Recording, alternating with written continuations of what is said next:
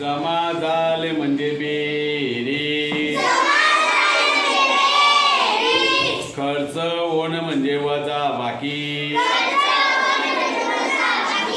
कितीला किती म्हणजे गुणाकार. वाटणी केली म्हणजे भागाकार. भागून उरले म्हणजे बाकी.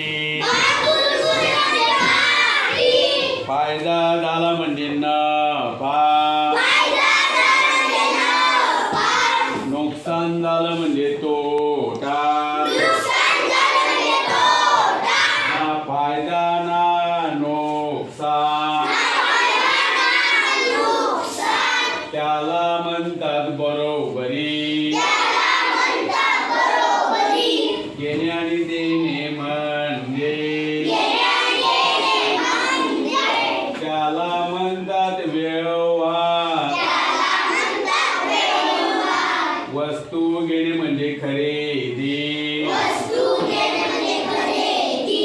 वस्तू विक्री म्हणजे